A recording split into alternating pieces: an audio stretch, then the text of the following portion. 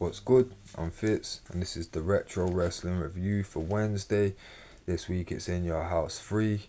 Let's hope it was better than the last two, but let's get straight into it. We got Vince, JR, and Jerry the King Lawler on commentary. Get straight into it. Now we've got Savio Vega versus Waylon Mercy. Really mediocre match.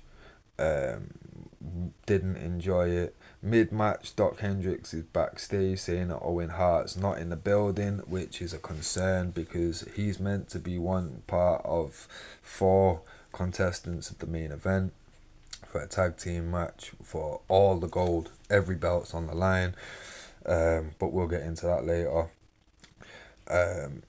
Savio Whalen match ends with a spinning heel kick. Savio wins. It was a match, guys. I'm gonna go 1 star.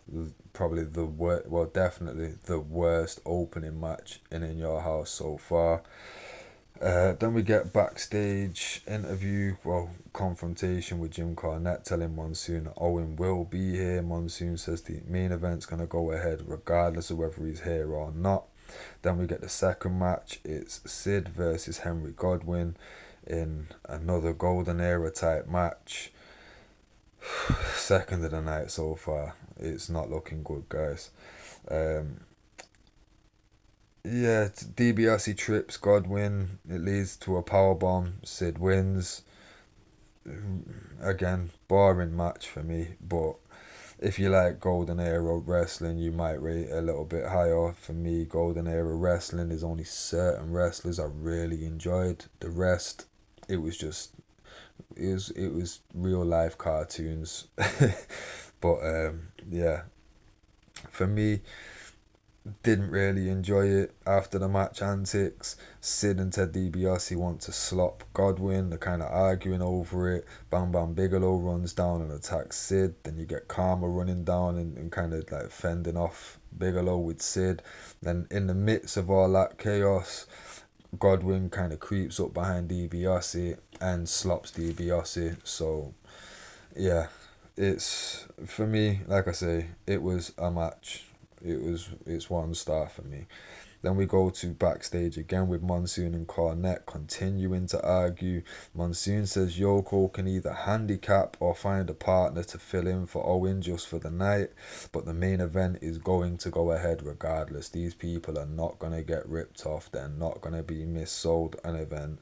It's happening. Jim Cornette doesn't seem too happy about that, but he kind of comes around to the idea.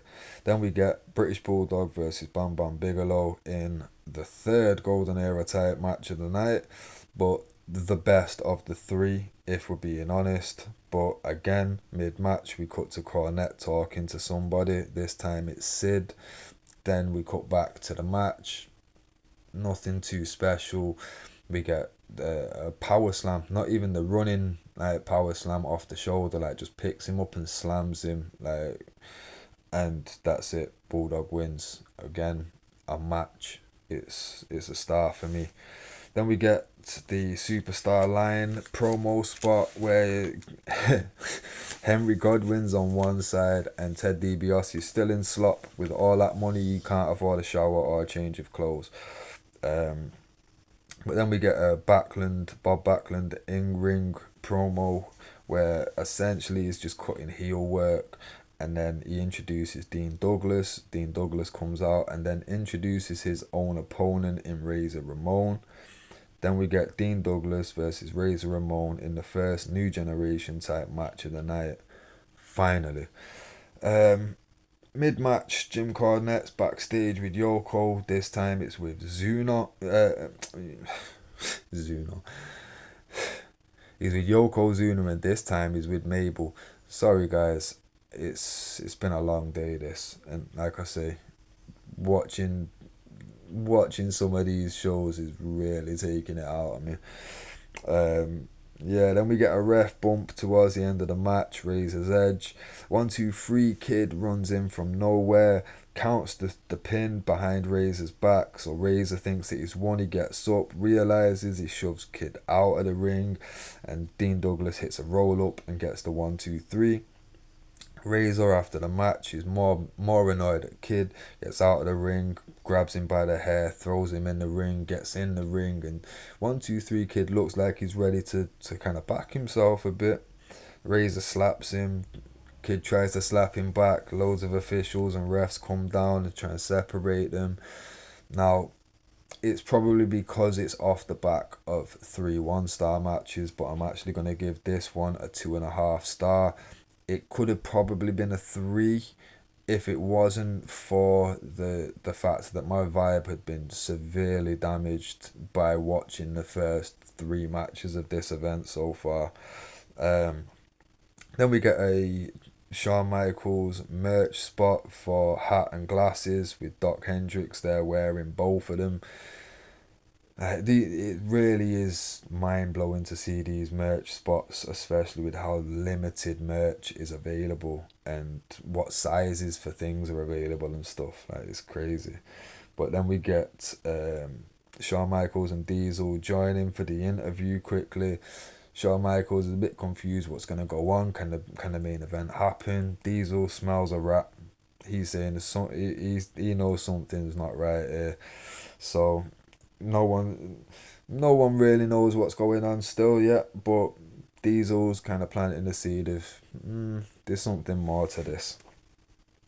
Then we get a match, Bret Hart versus Jean-Pierre Lafitte, and this rivalry is over a stolen Bret Hart jacket. Now, despite the storyline of the jacket, it's still a decent match. So I'm gonna go 2.5 stars. It really was a decent match. Obviously, Bret wins the with the sharpshooter. Blanked there. I won't even mind. It's right there. I was looking at it the whole time. I'm thinking, why can't I think of the name? But yeah, he hits the sharpshooter, and yeah, gets the tap, gets his jacket back. Everyone's happy. Like I say, I'm just happy that the quality has started to increase in the show. Jim Cornette's backstage again. This time he's with Yoko and Bulldog, and Monsoon confirms the fact that Bulldog's gonna take Owen's spot. He tonight is the tag team champion, only for the night. And if he pins Shawn, he'll be the IC champion. If he pins Diesel, he'll be the world champion. But if he gets pinned, then they will lose the tag team titles, even though Owen Hart isn't involved in the match. So, some interesting stipulations to go there. Um, Obviously, for me, I think the stipulation was actually really good. It was really unique, but it does when there's when there's a winner, it kind of pushes creatively into a box where it's like, well, how do you get out of this now? Just for the sake of this one really high stakes match, but again, that's just first thoughts.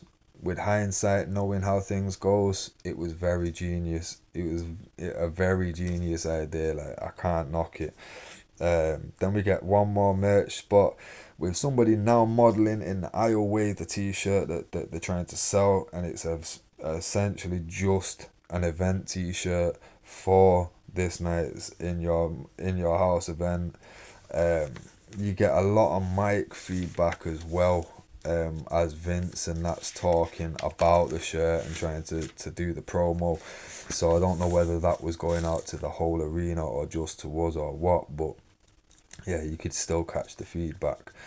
Now we're ready for the main event, which thank God, like the quality is improved now to the point where I'm actually looking forward to this match.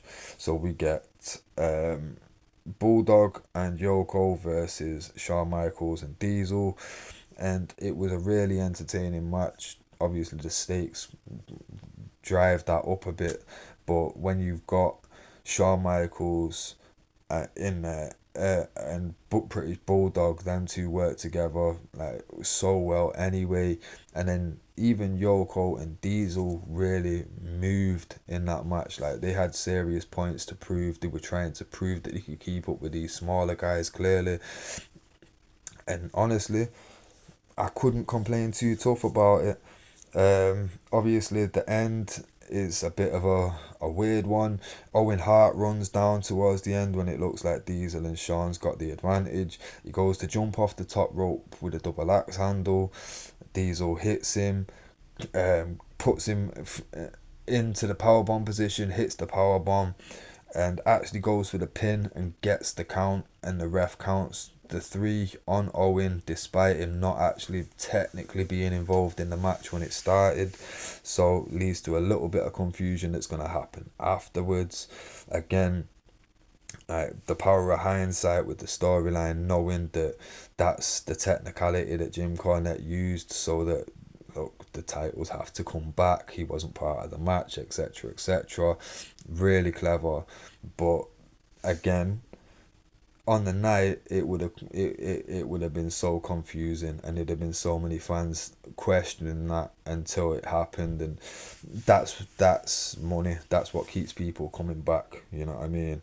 So end of the night, the two dudes with attitude, Shawn Michaels and Diesel, hold all the gold, even if it's just for the night. But like I say, really, really well done. I did enjoy that match. Probably the best match of the night. The stakes probably elevated that little bit more. So for me, I'm gonna go with a 3 star. I can't really knock that, especially when you think you have got Bulldog, who just had a golden generation match, Diesel, who the last two events has had poor matches, and Yokozuna, who, let's be real, most matches is carried by Owen Hart and didn't have Owen to carry him. So yeah, with the expectations and etc etc, for me, In Your House 3 ended off on a fairly decent note. The second half of the event was much better than the first. Maybe this is a sign of things to come. Slightly more intrigued to see what happens for In Your House 4. So I'll catch you on the next one, guys.